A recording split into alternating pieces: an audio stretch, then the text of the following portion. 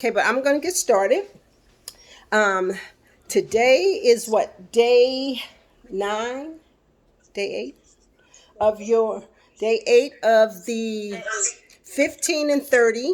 So I trust that everybody is thinking of themselves and taking great care of themselves and doing what we all need to do to have healthy, resilient, strong bodies that can work hard on our behalf. So that's part of the goal here.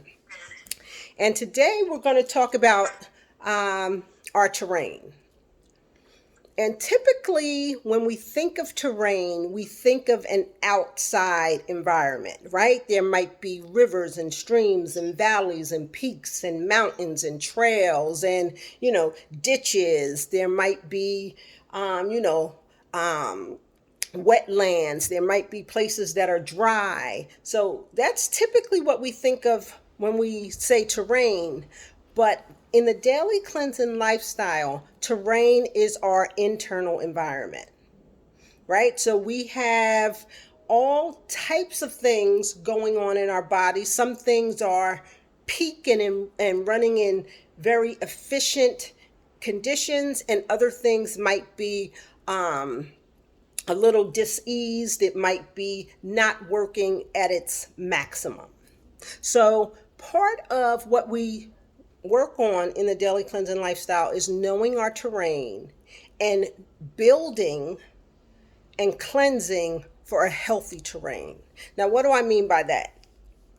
When I was diagnosed being pre diabetic, that was when I knew diabetes was in my body, right? So diabetes might have been a pitfall. It might have been a trap. It might have been, wetland. It might have been something that I didn't know was there until I stepped in it. And then it's like, okay, I'm in this quicksand. Now what? So knowing that I had prediabetes in my terrain should have sent up a signal as to how I should care for it, how I can minimize it, how I might be able to reverse it, how I wouldn't have it progress into something else. So I needed to eat or build around that so that that would minimize and my health would grow around it, right? So that's knowing what's in your terrain. When I had a breast malignancy, that wasn't something that was foretold. That wasn't something that was a warning. I got it. I found out about it. And now it's like, okay, now that's in your terrain too. So how? Now you have prediabetes here. You have a malignancy here. With that malignancy, you're going to have surgery. With the surgery comes, all sorts of medicine. Chemo comes. So now chemo's in your terrain. So how do you navigate it so that you can be well, not succumb to it, right? And kind of thrive in spite of it. So that's what I mean by terrain. When we look at the daily cleansing lifestyle, really there are two strong pillars: cleansing and building. Cleansing helps us to remove toxins, to remove debris, to eliminate things that are undesirable in our bodies. That can come from just something in our body, chemo.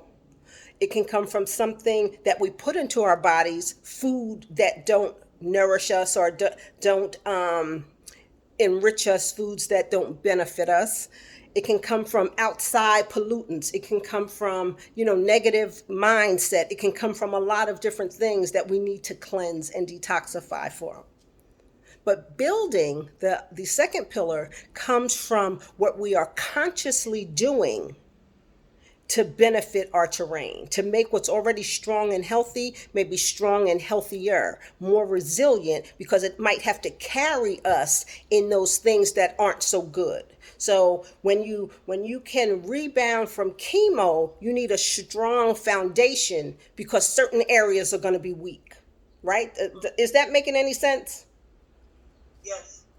Okay, so those are the two things: cleansing, the body's way of getting rid of toxins and waste and debris and, just things that we don't want in our bodies, and building, putting the good stuff in. So putting the good stuff in, getting the bad stuff out. And that's what we look at when we want to build a healthy terrain, and that's the part we play in taking care of ourselves, right? So there are certain things we might not have control over. We might not be able to, basically control, but then there are parts of our lives that we can control. So the things that we can control, we should. The things that we can't control, we have to prepare for. It's like carrying an umbrella because there's rain in the forecast. So you might want to carry your umbrella in the car. You might want to, have a raincoat so that even though it's not doing it now and you're not sure if it's going to rain, but if it does, you're ready. So that's really what the daily cleansing lifestyle is about. Any questions so far about that? Okay. So and I post about this a lot, but the three areas that our bodies do in 8-hour periods in a 24-hour cycle are elimination, appropriation, which I call building, and assimilation. So that's where the three 8-hour periods are broken out. Elimination is 4 a.m. to noon. Appropriation or building is noon to 8 p.m. So that's what we focus on, our eating. And then assimilation, 8 p.m. to 4 a.m. is important because what we eat from noon to 8 p.m., our bodies will assimilate from 8 p.m. to 4 a.m. So remember, we want to get good stuff in. The good stuff will help us get rid of the bad stuff. So what we eat, and that's why I call it building. So for me, when I say I'm building, noon to 8 p.m., 2 p.m. to 6 p.m., whatever time frame I'm choosing for that day, I'm consciously eating for the sake of building and cleansing my body of toxins. So it's conscious. So I'm not saying I'm eating, because eating can mean anything. But when I say I'm building, to me, that means something where I'm doing something on purpose. I'm doing something with intent. So that's what we're doing. So when you take in food from from noon to 8 p.m., you want it to be good food. You want it to be usable food. You want it to be food that your body recognizes as nutrients so that it knows how to assimilate it and use it and where to send it, right? So it might know what to do with broccoli, but it might not know what to do with that Twinkie, right? Because it's like, okay, I don't know what this is, so I don't really know what to do with it. So it might just get stored somewhere because it's not known to the body. The body doesn't recognize it as a nutrient. It doesn't know where to put it. It doesn't know how to assimilate it. It doesn't know how to use it. So it might just sit there, right? And so then from the 4 a.m. to noon during elimination, that's when overnight your body is discarding. It's taking debris. It's trying to eliminate it. It's trying to get rid of it. It's trying to move it out of your body. So the more we feed our bodies, the more we know what's in our terrain, the better we can eat to build strength and stamina and health and well-being. Now, hopefully people don't have stuff like I have in my body. Hopefully y'all don't have that in your body. But it might be as, I cannot bend over to tie my shoe. So my body's not operating at its best. I'm not, I should be able to bend down and tie my shoe. I should be able to either bend over and tie my shoe, or I should be able to squat down and tie my shoe. And I was having trouble doing that because my stomach was too doggone big. Me too. Right? Yes. So you might not have diabetes, you might not have other stuff, but your body's not operating at its best. So you might not be eating the best food for your terrain, because we should be able to bend over and tie our shoe without feeling like our stomach is getting ready to get cut in half, right? So terrain, think about what's in your terrain. And when you go for your annual physical, your doctor might say, Okay, well, we need for you to work on this, or your cholesterol's high, or your blood pressure is creeping up, or it's too low, and your doctor might give you suggestions on things to do to turn it around, right? And that's where we become complacent and lazy. And that's where we might say, oh, well, I'm pre-diabetic, but I'm not diabetic. So I'm going to ride this pre for as long as I can. Right? And you have to, my grandmother was diabetic. She had a leg amputated and she went blind from diabetes. Right? I spoke to like a cousin friend, somebody who's like family, and he had, I think, toes amputated, and he was on the list scheduling to get more toes amputated. And then you have to think, okay, if this is reversible with diet and exercise, Yeah, why wouldn't somebody do that? why would we let it go that far? And the only thing I can think about is we're not ready until we're ready. We know it's there. The doctor tells us every time we go for our annual physical. But we feel like we can't live without this thing, whatever that thing is, that keeps us in bondage, that keeps us from being healthy, that keeps our terrain, in a disease mode, in a fight for survival mode, instead of in a healthy and a thriving mode. And to some extent, many of us have that kind of complacency. Like, well, I'm okay, I feel okay, so I must be okay. Or I'll start next week, or I'll start. So the thing is, I want us to think about our lives as being so important that we're going to stop what we're doing, take inventory on our own bodies, and take the necessary steps of crucifying the flesh. Now, I learned that firsthand with the Bible bit, in my case, in some cases, about crucifying the flesh, because the flesh wants what it wants.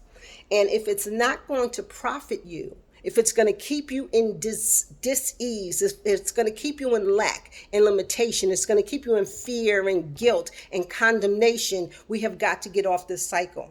And our bodies are telling us, danger, danger, danger, red lights are flaring. Our bodies are telling us, when you do this, you feel bad. But yet, you keep doing it. Right? So our terrain is what we should eat for. And guess what? It's hard sometimes. It's hard to give up carbs. It might be hard because our family night is pizza. When we get together, family night every other Sunday, and we eat, and, the kids like pizza and I love this. So the challenge is, how can I spend time with my family and still love on myself enough to take care of me? Right? So that's what our terrain is about. That's what our health comes from. That's where we have to think, okay, I'm going to eat between noon and 8 p.m. because I'm choosing to assist my body in elimination. I want to eat good food so my body recognizes it as food, recognizes it as nutritional benefit, and knows what to do with it to restore health, to turn over some things, to reverse some things, to enhance some things, to build on what's already good. And just like when our foot, if we broke our ankle, we're going to get a crutch, right? So the crutch is to stabilize us. Why? Because our foot is weak. So if our foot is weak, and if we didn't have a crutch, then we wouldn't be as stable, because we have nothing solid around us to hold us steady. So, and that's why we might see when something's in our terrain, and this leads to that, and then this leads to that, and before you know it, it might be 2 or 3 things wrong because we didn't take care of that first thing. So now our immune system is compromised. Something else might be weakened. So our terrain is so important. And sometimes we have to look at ourselves and tell ourselves the ugly truth, right? We have to look at ourselves and say, you know what? I'm not loving myself the way I need to. I'm not taking good care of myself the way I need to. I'm not thriving when I know I can. I work, I have money. I do the food shopping. You know what I mean? I do the cooking. So why aren't I important enough to take care of? Any questions, any comments around that? I'm sorry, I went to go turn on my air conditioner, but I remember my covers are still on the air conditioners. I'm like, okay, I don't have time to take them off, so now I'm just like sweating. Any questions about that, or?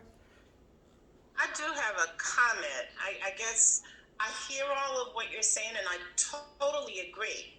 I find, and I've been paying more attention to I call them triggers.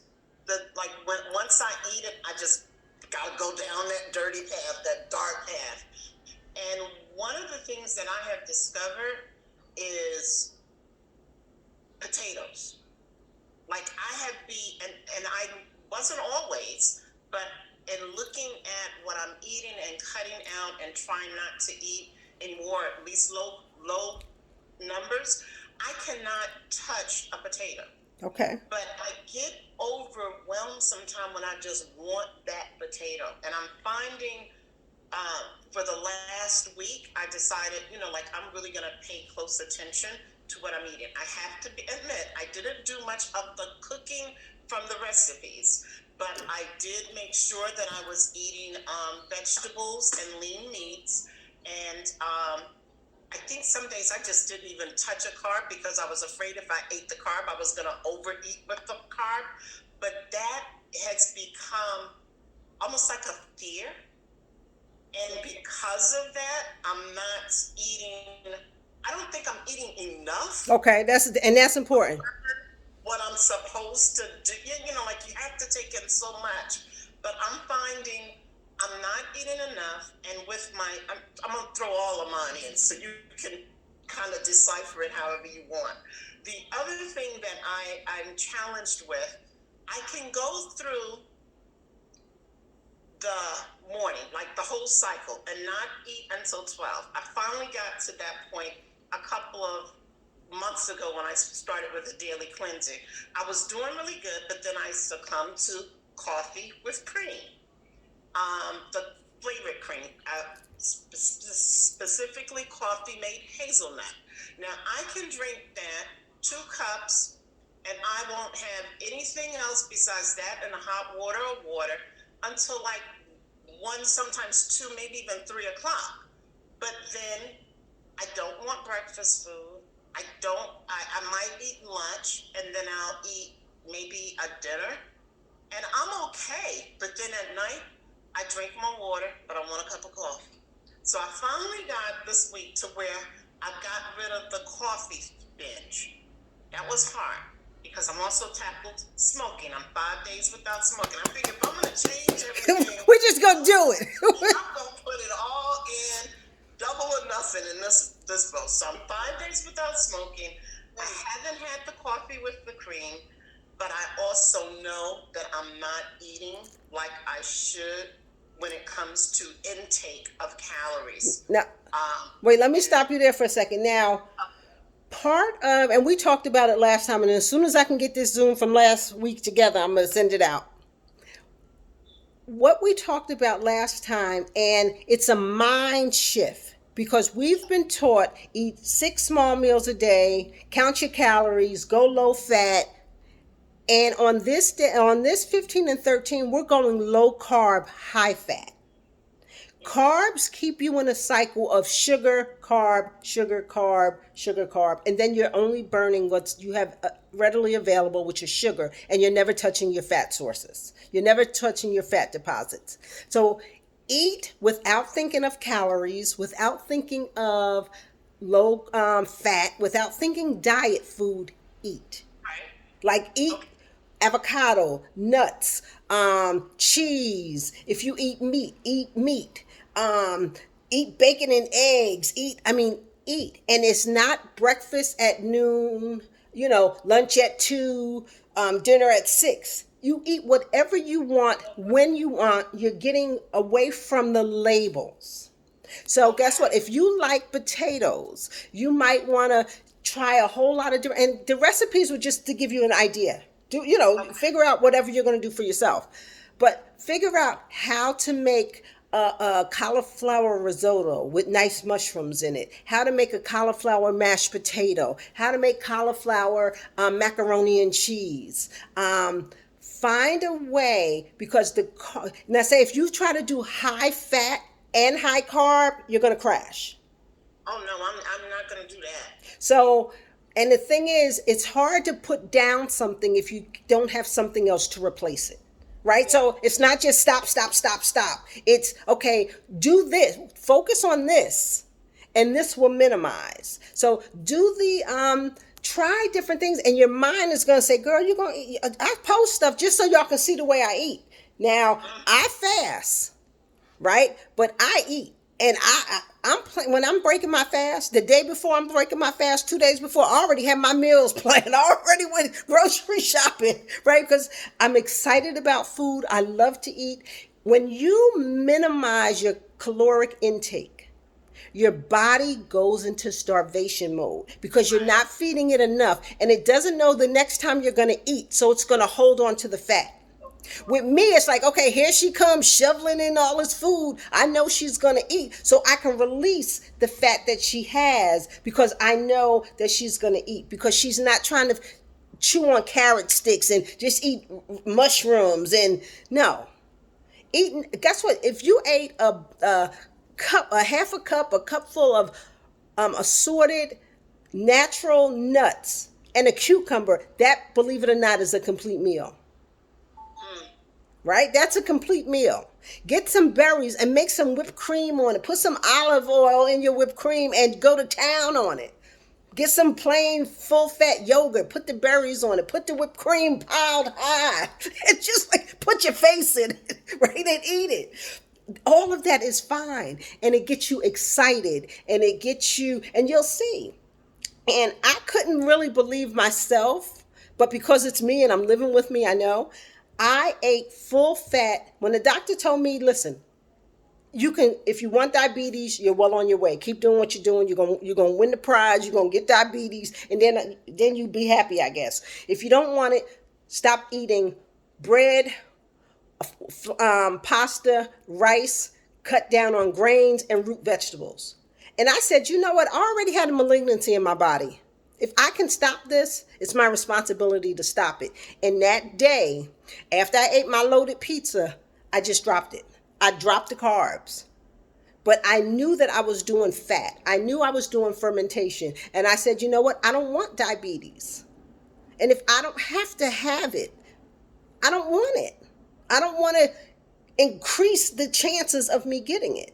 And see, first, we have to make that decision. Whatever your decision is, it's yours. It can be frivolous to somebody else, but it's yours. I want to lose weight, right? I want to be able to bend over, tie my shoe without going out of breath. I want to be able to walk up a flight of stairs without feeling like I got to pass out. Once you make that decision, every other decision has to support it. If it's not going to support it, I can't do it. If it's not going to support my decision, I can't eat it. If it's not going to support my decision, I can't have it. And it's not that you're denying yourself of good food, because I eat good food. I've been buying some good food, and I love to cook it, and I love to just think about it. So I don't feel deprived in any way, shape, or form. And for the first 2 months, just eating low carb, high fat, I shed the fat layer covering my muscles. And I wasn't even exercising, and I started getting definition. And I'm like, I didn't understand it. But because my body was in fat burning mode, where I'm burning fat for fuel and energy, my body just started changing without a lot of help from me. But in hindsight, I was helping my body because I was feeding it food to help me lose weight and burn fat for energy, and it all just worked together. So when I go ahead. I was just going to say, so one of the things that I think I heard you say and I read in the menus, cauliflower is a good kind of substitute balance for the potato. Yes. So low carb, you want to go low carb. Just like berries are the lowest carb, and I'll put something else. I know there's something on the Facebook page, but I'll put something out with fruit that's low carb, all berries, even like watermelon. What you want to stay away from are those sugary sweet mangoes and the sugary apples. But there's fruit you can have, all leafy vegetables you can have. Collard greens, kale, broccoli, zucchini. You can have all of that stuff. But what you want to stay away from are the grains and even some root vegetables, the beets and the carrots. The starch converts to sugar. Right. So, but there are so many things that you can have. Girl, I posted today my arugula feta cheese bread that I made. And you know it tastes like bread. It tastes like it could have been pizza. And all it was mozzarella cheese, eggs, feta cheese, arugula, and some xanthan gum. And you bake it. Oh, okay. And it was like a slice of cheese bread. I don't know, go figure. So there are so many creative things that we could do that are delicious, that are satisfying, that help. So my A1C has been reversed. I'm no longer in in a pre-diabetic space. That's congratulations to Thank you you. on that. I know I'm slowly getting it down. I was at 6.8 the last A1C, which was 2 weeks ago. So my goal is to be at 6.3, 6.2 in 3 months. All right, so guess what? With that, you have a goal. You have a strategy. There is a plan. So now you said, okay, I'm giving myself this much time to get to this number. So what do I have to do? In crucifying the flesh, what do I have to do to get to this number? Because that's my goal number. I gave myself a number. I gave myself a time. And now I'm helping you with a path. Reduce the carbs. So potatoes, forget about. And for the first 2 months, I really didn't do any carbs because I didn't know. I didn't know what a carb was. I didn't know. And I wasn't trying to figure it out. So I just went high fat. But then once I got to a point where I'm learned about, okay, blueberries actually I like the most, but they have the highest sugar content. Raspberries have like the lowest. Play around. But if you're scared, don't get on a slippery slope. If you know you want a potato, okay, figure out, you know what? I'm going to buy 2 heads of cauliflower and I'm going to try to figure out how to make it. I'm going to buy some cheese, some cauliflower, some butter, and I'm going to figure out how to make this cauliflower. And I like cauliflower mash. I like that. I just haven't, yeah, okay, cool. So you have your own goal. You have your own target, right? Mm-hmm. Okay. Yes. This is going to end in like 10 minutes. So really that's all I have. So we'll just talk or answer questions. Nancy, do you have anything? Do you know the term calorie deficit? You know what that means? Calorie deficit? Meaning you're going low on calories. Reducing calories, right? Yeah. So following the low carb, high fat, that's also calorie. No, it's not. Something different. You're not even counting calories. You don't even care about calories. No. So you're not going calorie deficit might be like, depending on age and weight and all that stuff, it could be going like 1,000 calories a day, 800 calories a day. I might do 3,000 calories a day. It doesn't matter because the calories count more so when you're in a diet mode. You're not in a diet mode. You're going to eat until you're full. Now I front load. When I break fast, let me tell you, if I'm breaking fast at 12 o'clock, at 11:59 and a half, that fork is just like this. Like at 12 o'clock, I'm biting, right? So I might have my berry sundae, it's this high with whipped cream and nuts and cocoa nibs and berries. And then after that, I might have my 20-something ounce bulletproof coffee, butter, MCT oil, And then right after that, I might have my bacon, my eggs, my chaffle, my sauerkraut, and my avocado. And I will eat all of that like within 45 minutes to an hour. And then I have to drink water because then I can eat more. But then after that, then I like slow down. But I front load. And then it's like, okay, what else? But I love to cook. I love to. So I always say, okay, I'm going to fast for 3 days after this. So I got to eat everything in my refrigerator because nothing's going to waste. So don't count calories. Don't think diet mode. Don't think low fat. Don't think calorie deficit. Don't think restriction, because those put your body in starvation mode. Okay.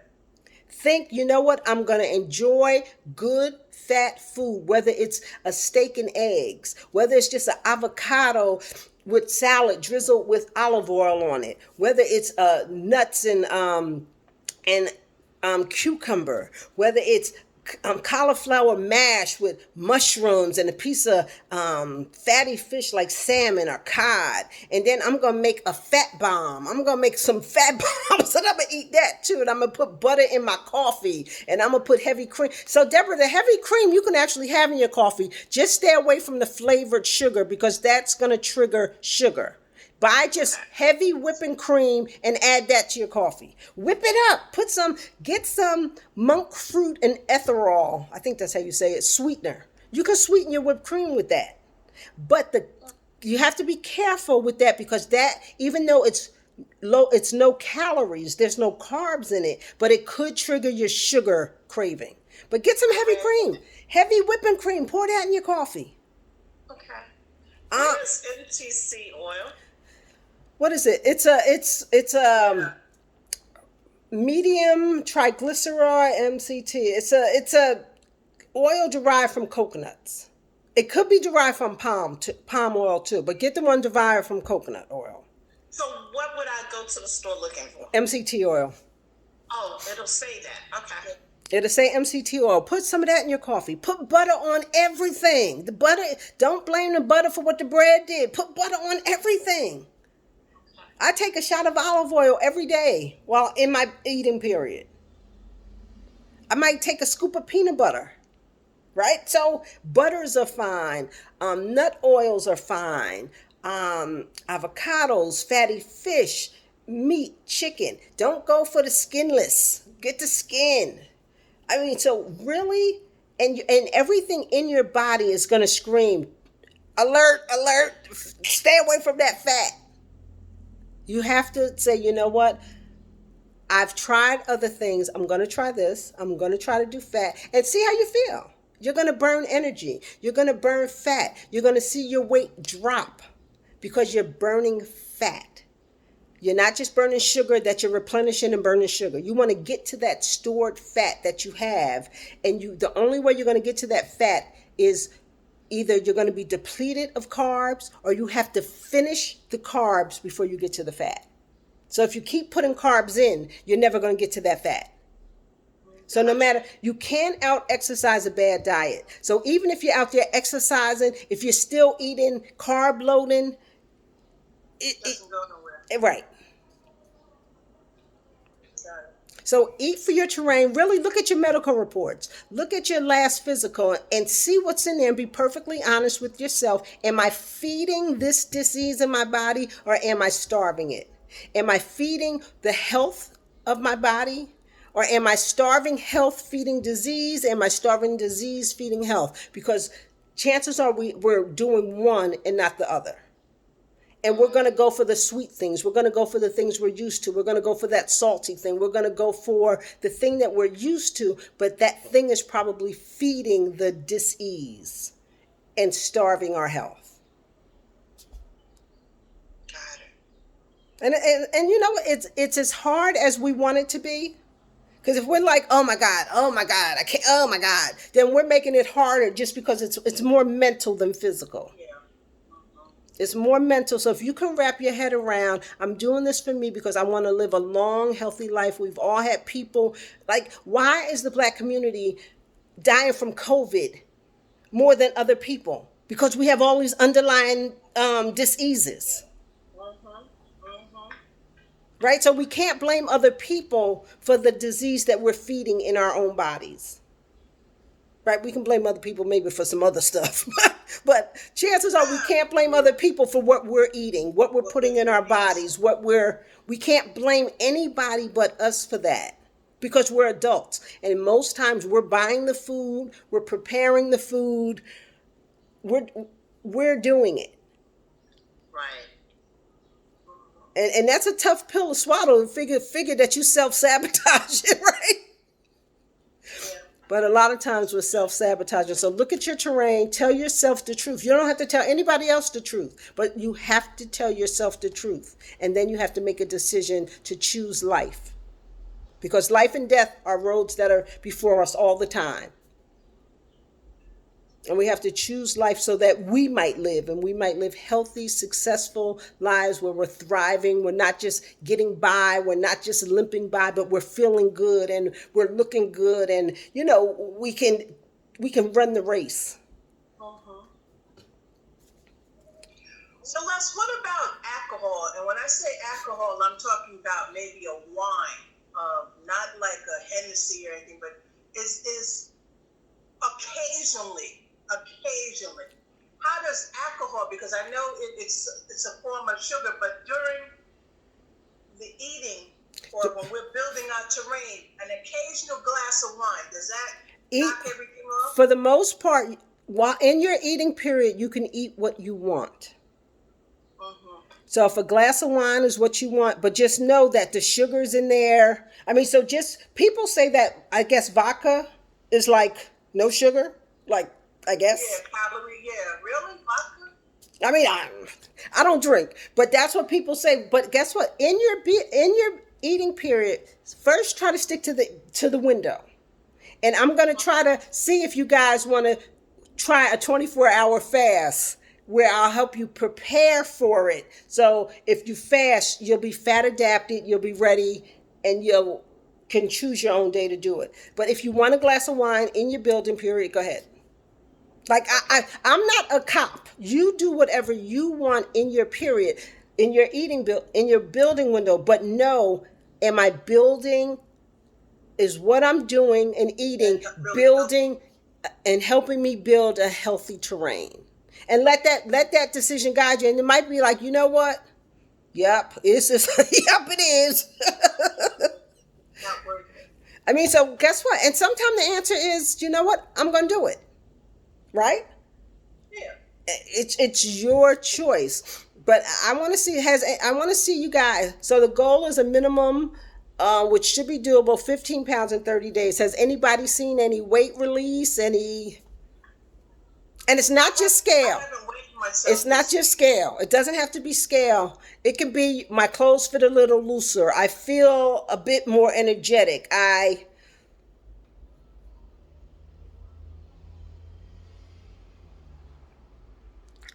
Okay, we got cut off from the Zoom meeting. Once again, this is day 8 of the 15 and 13. Today we were talking about our terrain and what the terrain is and how to build for a healthy terrain and to avoid pitfalls and what is perceived as negative or dis-ease in our terrain and how we can overcome that through diet. Okay, so that's it for now. Talk to you guys later. Have a great day.